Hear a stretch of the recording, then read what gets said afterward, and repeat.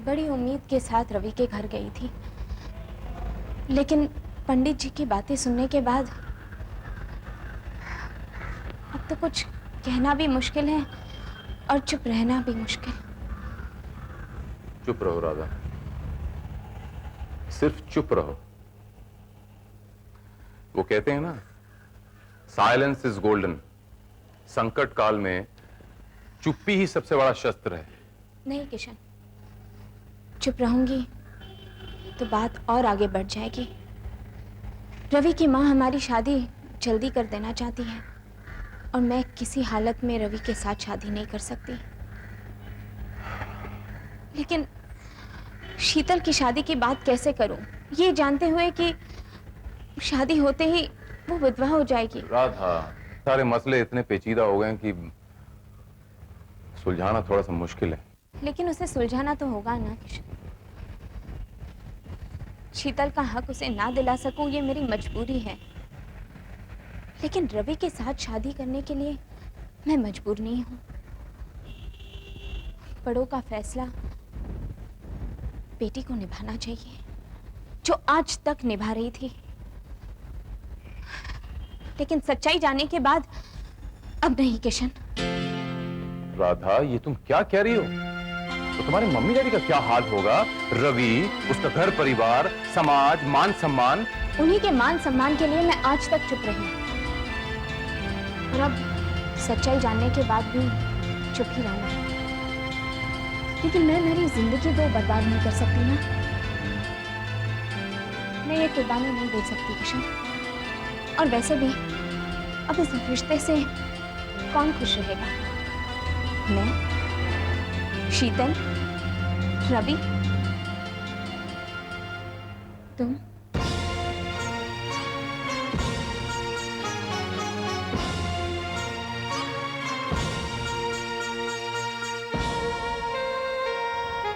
ए दिल, जरा धीरे धड़क।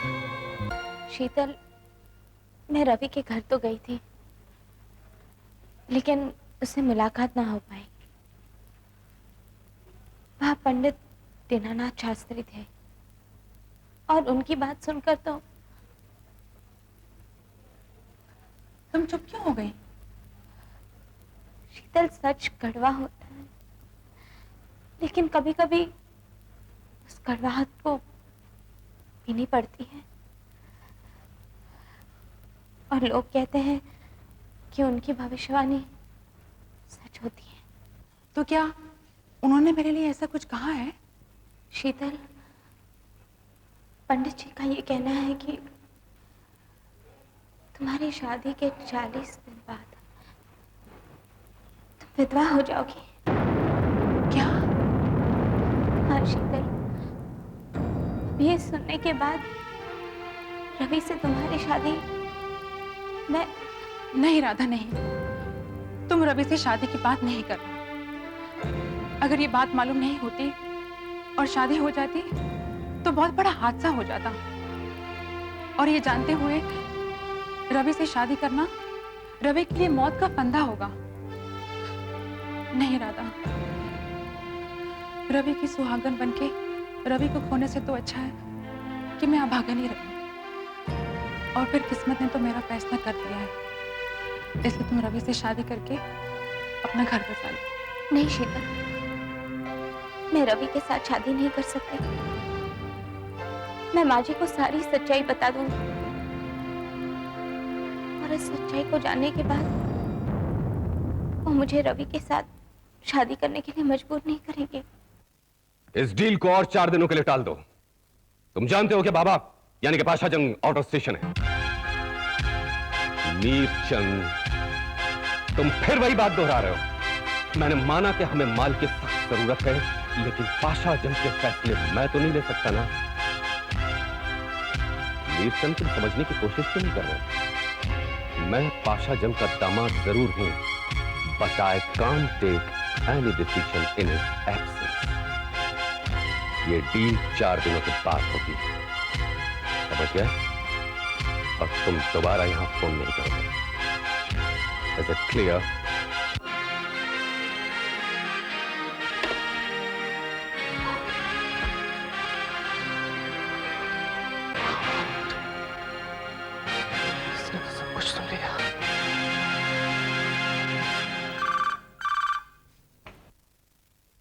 हेलो। हेलो भाभी, माँ को दिल का दौरा पड़ा है। क्या?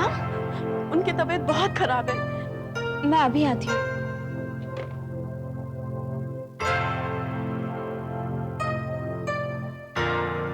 देखो रवि, तुम्हारी माँ अब खतरे से बाहर है।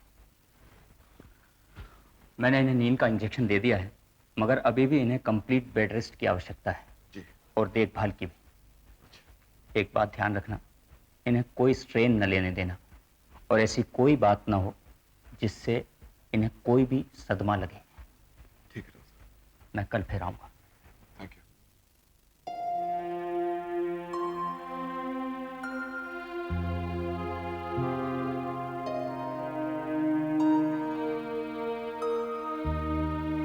भाभी, माँ जी कैसी है? डॉक्टर ने नींद का इंजेक्शन दिया है। अब कल ही पता चलेगा।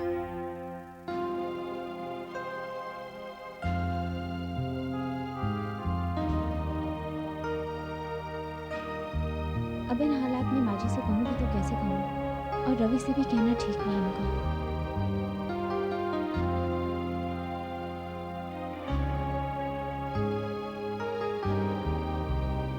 राधा, कहाँ चली गई थी तुम? माँ, रवि के माँ को हार्ट अटैक आया था। क्या? अब कैसी है वो? अटैक तो सीवियर था, लेकिन अब खतरे से बाहर है। दीदी का जब फ़ोन आया था तब आप लोग थे नहीं घर पे, इसलिए मैं फ़ौरन चली गई। हमें जाना चाहिए वहाँ।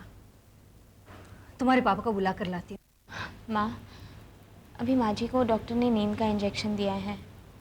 पापा और आप कल चले जाना। राधा, कुछ खाओगी नहीं? नहीं माँ, भूख नहीं है।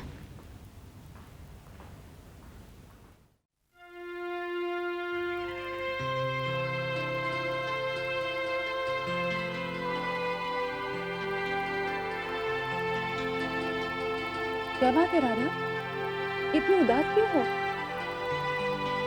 शीतल, रवि की माँ को हार्ट अटैक आया है। उनकी हालत बहुत गंभीर है। डॉक्टर ने कहा है कि इस वक्त ऐसी कोई भी बात ना करे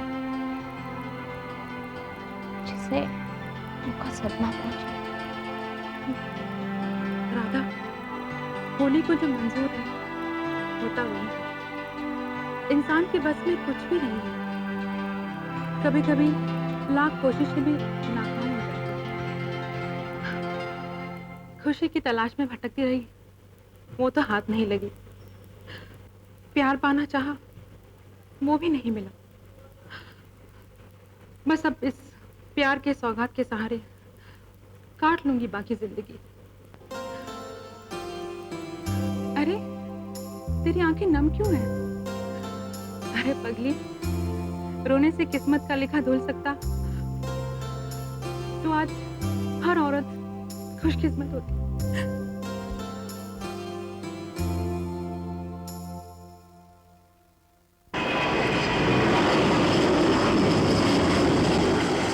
जब शीतल और रवि के बीच सारी रुकावटें दूर हो गई हैं, तो हालात ने शीतल को ऐसे मोड़ पर लाके खड़ा कर दिया है कि अगर वो रवि को जिंदा देखना चाहती है तो उसे दूर ही रहना पड़ेगा। मजबूर हो गई बेचारी। लेकिन मैं मजबूर नहीं हूं। मैं हालात के सितम क्यों सहूं और किसके लिए? राधा, उलझने जब सुलझने के बजाय और उलझती जाएं तो खुद को कुदरत के हवाले कर देना चाहिए राधा। जब चीजें अपने हाथ में नहीं हैं तो ईश्वर पे छोड़ दो ना। वही मुश्किलें देता है, वही मुश्किलें हल करेगा। ये फिलोसॉफिकल बातें सिर्फ किताबों में अच्छी लगती हैं। जिंदगी से इनका कोई वास्ता नहीं है। वास्ता है राधा, वास्ता है, लेकिन तुम्हें विश्वास नहीं है। जिस दिन तुम्हें विश्वास हो जाएगा ना, तुम्हारे जीवन के रास्ते बिल्कुल सीधे और सरल हो जाएंगे और साफ नजर आएंगे तुम्हें। कम ऑन राधा, सब ठीक हो जाएगा। Everything will be fine. Just cheer up please, cheer up.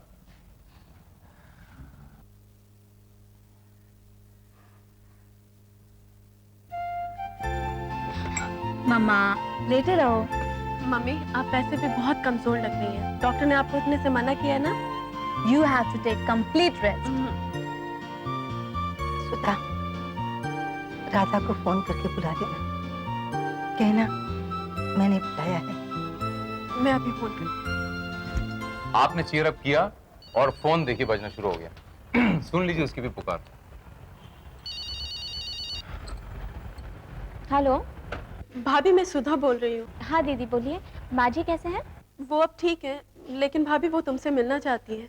अच्छा, मैं अभी आती हूँ। सब ठीक तो है? हाँ, माँ जी को होश आ गया है, वो मुझसे मिलना चाहती हैं। मैं भी चलूं? इसी बहाने मैं भी उन्हें देख लूं। चलो।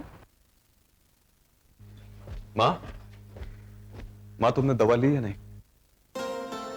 ओहो माँ, अगर तुम वक्त पे दवा नहीं लोगी तो तुम्हारी तबीयत कैसे ठीक होगी? ये लो।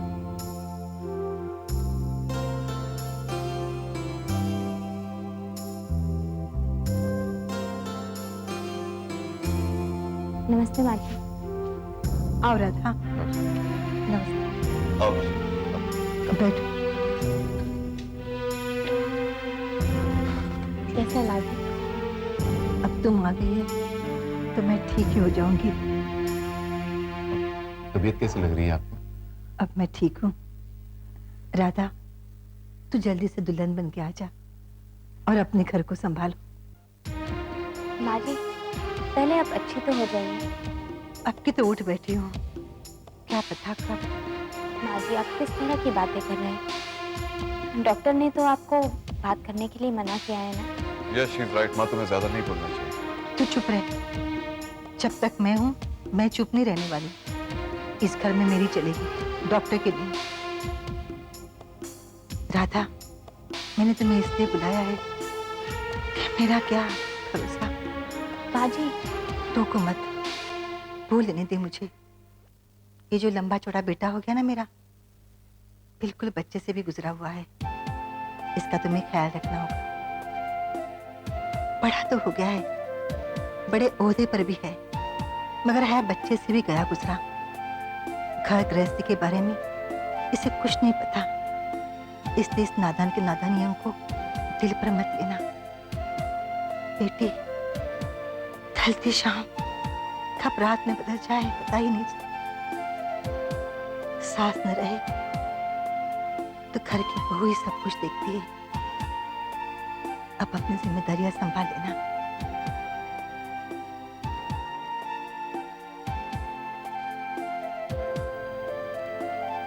माँ जी, अब मैं चलूं? बेटी, तूने मेरी बात का जवाब नहीं दिया। आपका जवाब ये क्या देगी? आपका जवाब तो राधा के मम्मी डैडी देंगे। बेटी, राधा तो शर्मा रही है। अब इसके मम्मी पापा से बात करना तेरे जिम्मे है। जी माँ जी, मैं कह दूँ, जरूर कहूँगा। अच्छा माँ जी, चलते हैं। ठीक है। नमस्ते माँ जी, अपना ध्यान रखिएगा। माँ मैं बाहर तक छोड़ कर आता हूँ।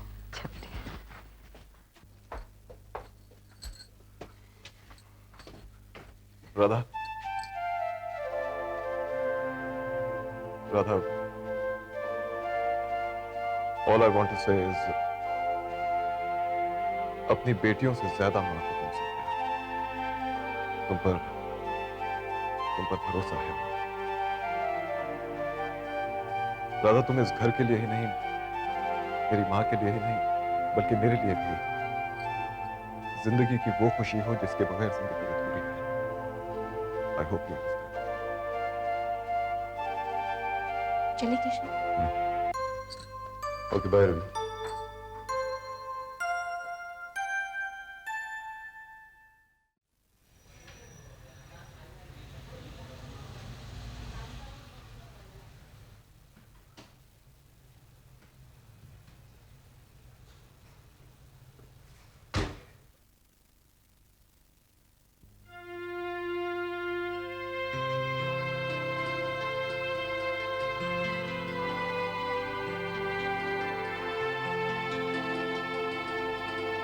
अंजना,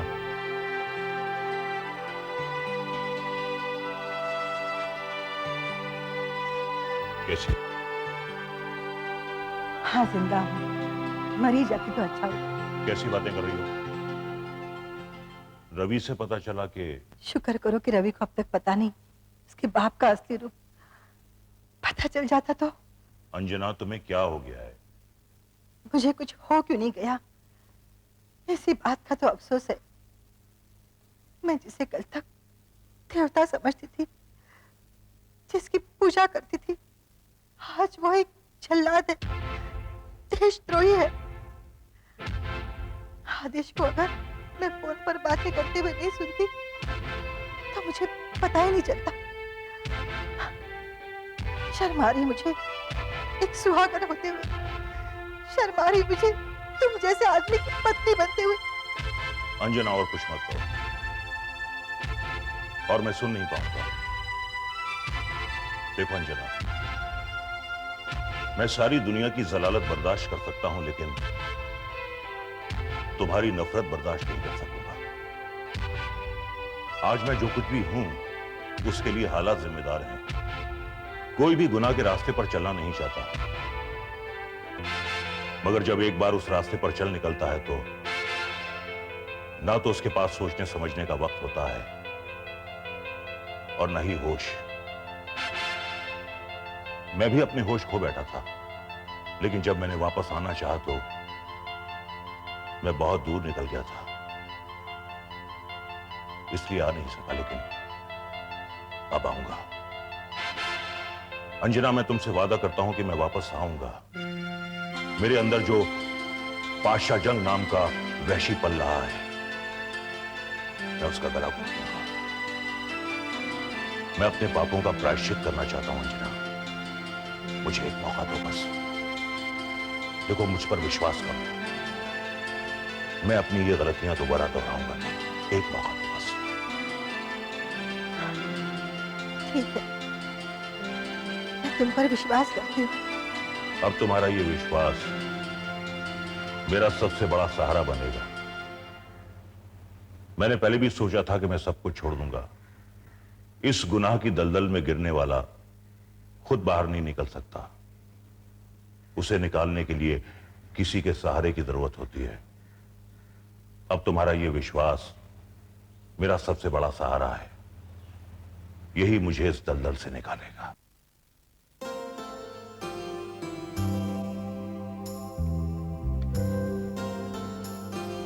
अंजना, तुम्हारा हाथ मेरे हाथ में आ गया। अब मुझे किसी सहारे की जरूरत नहीं है। मैं तुमसे वादा करता हूं कि तुम्हारा सुहाग तुम्हारे माथे की बिंदिया की तरह चमकेगा, कलंक की तरह नहीं। मुझ पर विश्वास करो, मैं पाशा जंग का वजूद हमेशा हमेशा के लिए मिटा दूंगा।